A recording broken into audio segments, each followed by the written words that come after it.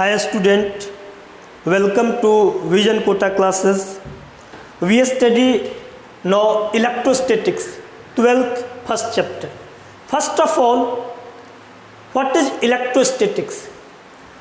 ये दो वर्ड से मिलकर के बना हुआ है, एक इलेक्ट्रो है, दूसरा आपके पास स्टैटिक्स है। इलेक्ट्रो मीन्स होता है related to electron charge, related to electron charge, related to electron charge. Statics means stationary और रेस्ट। चार्ज रेस्ट में होगा, that is called electrostatics. When charge at rest, that is called electrostatics. When charge in motions, that is called current electricity. First of all we have to study electrostatics when charge at rest.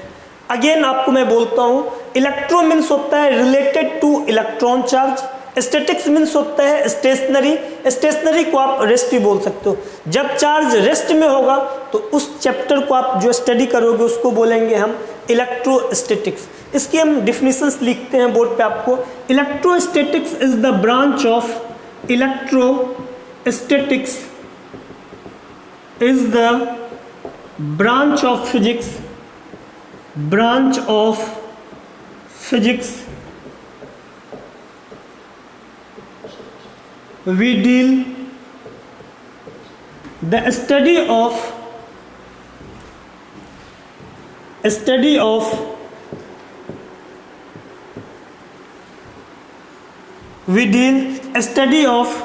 electric effect of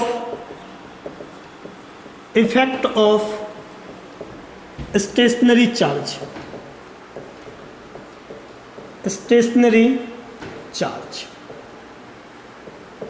अब हम लोग charge की property के बारे में हम लोग है सो बात करते हैं।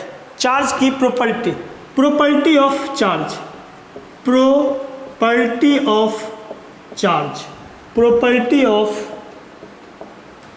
चार्ज देखते हैं। इलेक्ट्रोस्टैटिक्स फिजिक्स का वो ब्रांच है जो डील करता है स्टेशनरी चार्ज के इलेक्ट्रिक इफेक्ट को। इलेक्ट्रोस्टैटिक्स फिजिक्स का वो ब्रांच है जो डील करता है, स्टडी हम लोग करते हैं electric effect of stationary charge. Rest charge के इलेक्ट्रिक इफेक्ट को जहां हम स्टडी करते हैं वो आपके पास इलेक्ट्रोस्टैटिक्स है। अब प्रॉपर्टी ऑफ चार्ज पढ़ते हैं। फर्स्ट प्रॉपर्टी मैं आपको बोर्ड पे लिखता हूं, like charge repel each other. Like charge repel each other and unlike charge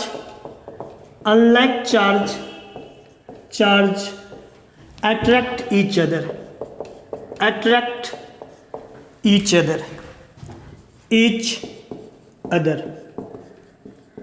diagram से मैं आपको अंडरस्टूड करवाता हूं। दो प्लस आपके पास हो, दो माइनस आपके पास हो और एक प्लस एक माइनस आपके पास हो। देखिए ये दो लाइक चार्ज, दो प्लस होगा वो लाइक चार्ज होगा, दो माइनस होगा वो आपके पास लाइक चार्ज होगा। तो like charge repel each other, unlike charge attract each other. Suppose कीजिए कि यहां पे आपको दिखाना है तो ये पॉजिटिव इस पॉजिटिव को रिपेल करेगा। रिपेल का मतलब है इस पॉइंट से अवे जाएगा, इस पॉइंट से अवे। अब ये पॉजिटिव इस पॉजिटिव को रिपेल करेगा तो यहां पे डॉट दिखाइए। आगे मैं आपको डिस्कस करूंगा बट अभी आप क्या करो कि यहां पे एक डॉट दिखाओ। ये पॉजिटिव इस पॉजिटिव को रिपेल करेगा। रिपेल का मतलब है इस पॉइंट से अवे जाएगा, इस पॉइंट से अवे आपके पास गया। अब यहां देखिए ये भी लाइक चार्ज है तो ये माइनस इस माइनस को रिपेल करेगा, इस पॉइंट से अवे। अब ये माइनस इस माइनस को रिपेल करेगा, इस पॉइंट से अवे आपके पास जाएगा। दोनों जगह डॉट डालिए, ये पॉजिटिव इस निगेटिव को, ये अनलाइक चार्ज है। Both are like charge but this are unlike charge. Positive इस निगेटिव को क्या करेगा, अट्रैक्ट करेगा। तो इस पॉइंट से टुवर्ड्स आएगा, इस पॉइंट से टूवर्ड्स आएगा, नेगेटिव इस पॉजिटिव को अट्रैक्ट करेगा, इस पॉइंट से टूवर्ड्स आएगा। Like charge repel each other and unlike charge attract each other. इसके डायग्राम आप दोस्तों नोट कर लोगे। सेकेंड प्रॉपर्टी आपके पास है charge does not depend on velocity,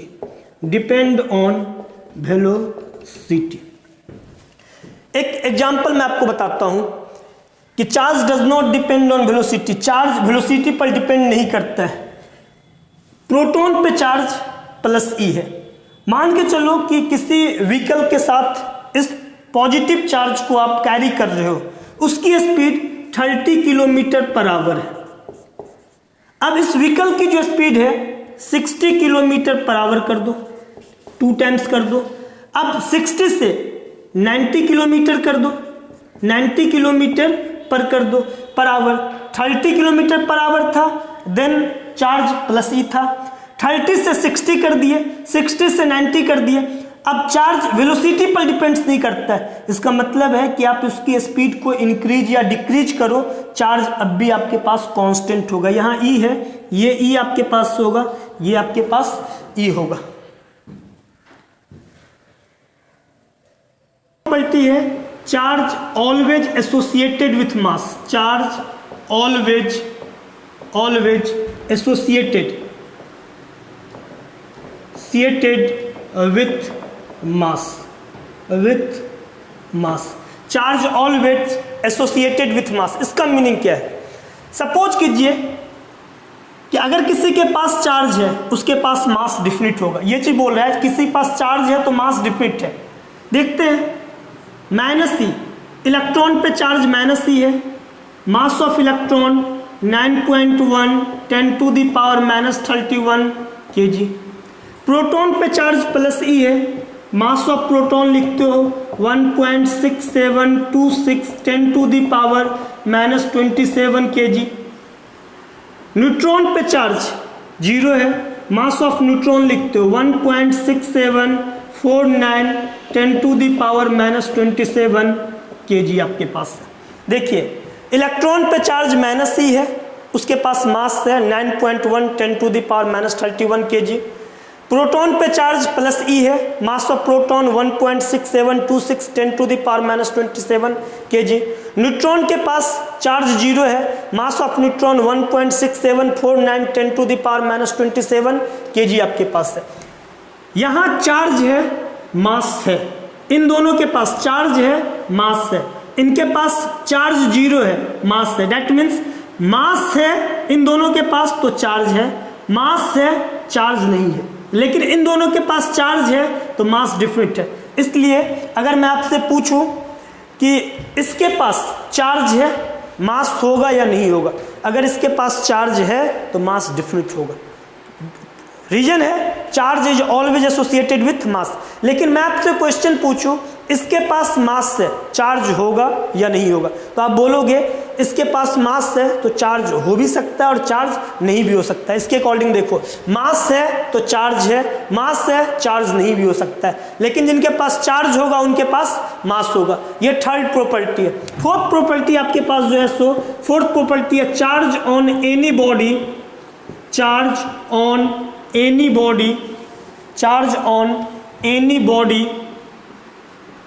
is always integral multiple of electronic charge,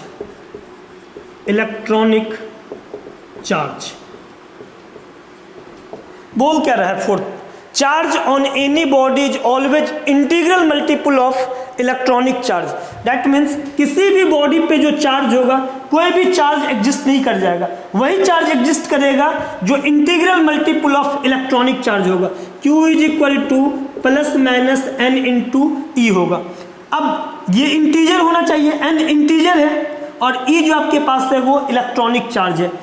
where Q जो आपके पास है, वेयर Q जो आपके पास है charge on any body, body, और ई जो आपके पास है इलेक्ट्रॉनिक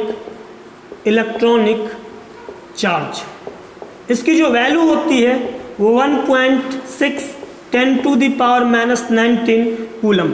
अगर ये प्लस ही हो गया तो वो प्रोटॉन का चार्ज हो गया, माइनस ही हो गया तो इलेक्ट्रॉन पे चार्ज हो गया। तो ई को हम बोलते हैं इलेक्ट्रॉनिक चार्ज। अगर प्लस ही हुआ दैट मीन्स प्रोटॉन पे चार्ज है, माइनस ही है दैट मीन्स वो इलेक्ट्रॉन पे चार्ज है। और इसकी जो वैल्यू होती है वो 1.6 10⁻⁻19 कूलम आपके पास है। और एन आपके पास इंटीजर है, एन आपके पास इंटीजर है।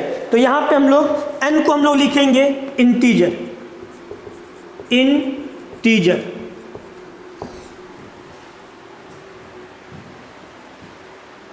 एक क्वेश्चन आपके पास फोर्थ प्रॉपर्टी के बेस्ड में आपको दे रहा हूं। क्वेश्चन आपके पास है, can a body have a charge 6.4 × 10⁻⁻19 coulomb.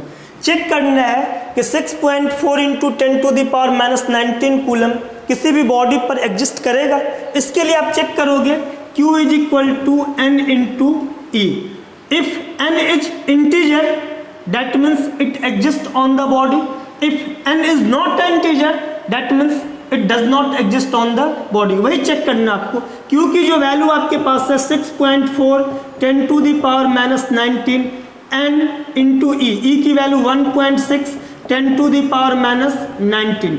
N is equal to 6.4 × 10⁻⁻19, और ये जो मल्टीप्लाई है दूसरे साइड आकर के डिवाइड हो गया 10⁻⁻19, ये कैंसल। 6.4 1.6 पॉइंट गया तो यहाँ पे 64/16, और ये आपके पास 4, ये n की वैल्यू 4 आपके पास है। N is equal to 4, that means it exists on the body.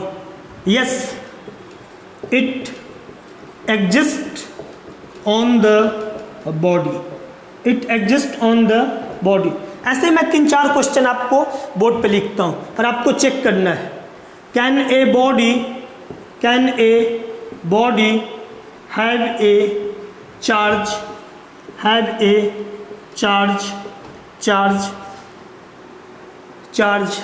6.4 10⁻⁻21 coulomb, 6.4 × 10⁻⁻17 coulomb, 6 × 10⁻⁻19 coulomb. ये आपको चेक करना है। और अभी हम लोग इसको चेक करते हैं। यहाँ देखना, Q =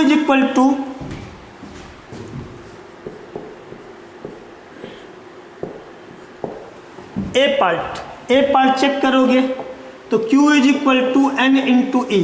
N = Q/E। Q की वैल्यू कितनी है इनमें 6.4 10⁻⁻21, E की वैल्यू 1.6 10⁻⁻19। तो यहाँ से ये आपके पास 4 टाइम्स है, 4 × 10⁻⁻21 और ये 10⁻+19, तो 4 × base are same, power will be added. Base same है, पावर को आप ऐड करोगे तो यहाँ पे -21 और +19, ये आपके पास -2 है, तो 4/100.04। अब देखना यहाँ n आपके पास इंटीजर नहीं है, यहाँ पे n इंटीजर नहीं है, इसका मतलब है ये आपके पास एग्जिस्ट नहीं करेगा। अब सेकेंड को हम लोग चेक करते हैं। सेकेंड को जब चेक करोगे b आपके पास, तो n = Q/E। Q की जो वैल्यू आपके पास है 6.4 × 10⁻⁻17, 1.6 10⁻⁻19, इससे ये आपके पास 4 टाइम्स, ये 4 × 10⁻⁻17, ये डिनोमिनेटर से न्यूमरेटर जाएगा, साइन चेंज होकर के +19 हो जाएगा। बेस से मैं पावर को आप ऐड कर दोगे 4 × 10⁻2, दैट मीन्स 400। अब देखना n की जो वैल्यू आपके पास है वो इंटीजर है। Yes, it exist on the body. अब c आप चेक करो, c को जब चेक करोगे तो n = Q/E होगा। Q के जगह आप लिखोगे 6 × 10⁻⁻19, ई की वैल्यू 1.6 10 टू द पावर -19, ये से ये कैंसिल, बट 6/1.6 यहाँ पे आपके पास वो इंटीजर नहीं है, और ये इंटीजर जब नहीं होगा तो इसको आप, इंटीजर नहीं है तो यहाँ से 30/8, 15/4, ये आपके पास इंटीजर नहीं है, डैट मीन्स ये एग्जिस्ट नहीं करेगा। ये ऐसा ही पता चल रहा था 6/1.6 इंटीजर आपके पास नहीं है तो एग्जिस्ट नहीं करेगा। तो जब भी इस टाइप का क्वेश्चन आपके पास हो कि can a body have a charge, इस टाइप का जब भी क्वेश्चन हो, n is equal to Q/E के बेस पे आप चेक करो, n अगर इंटीजर आ जाए that means it exist on the body, if n is not an integer that means it does not exist on the body. इसलिए fourth property आपके पास बोल रहा था कि कोई भी चार्ज जो है सो बॉडी पे एग्जिस्ट नहीं करता है, वही चार्ज एग्जिस्ट करता है जो n इंटू ई के फॉर्म में होता है, where n is integer, is electronic charge. आप इसको क्या करो, अब नोट कर लो वीडियो को पॉज करके। फिफ्थ प्रॉपर्टी आपके पास है कि चार्ज स्केलर क्वांटिटी होता है and always additive in nature आपके पास होता है।